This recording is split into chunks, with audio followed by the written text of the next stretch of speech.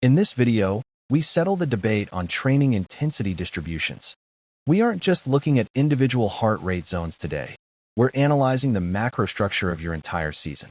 There are three dominant philosophies on how to distribute your physiological capital: the pyramid, the threshold, and the trendy polarized model.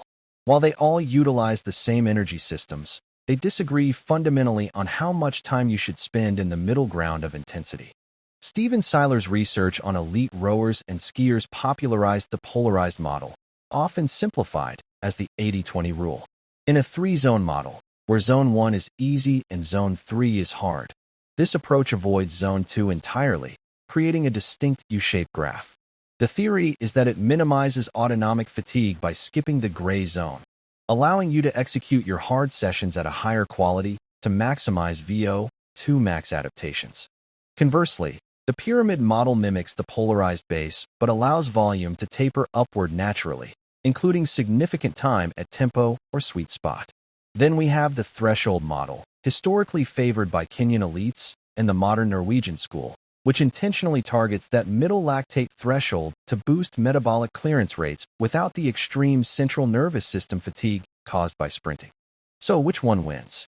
A 2015 meta-analysis by Hydron and Cohen suggested polarized often outperforms threshold for VO2 max gains in recreational runners.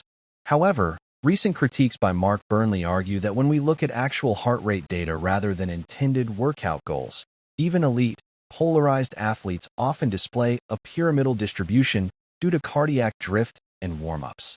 The danger of the threshold model for amateurs is the lack of precision. Without lactate meters, it is easy to drift too hard.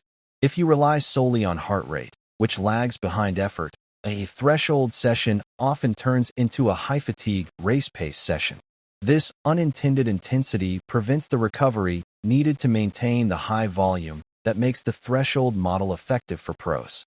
Ultimately, the best model is likely a periodized rotation rather than a static choice. Evidence suggests using a pyramidal approach for general base building, switching to polarized to sharpen top-end speed pre-season, and utilizing threshold blocks for specific race economy. Don't marry one model. Date them all depending on how far out you are from race day. Subscribe for more data-driven running science.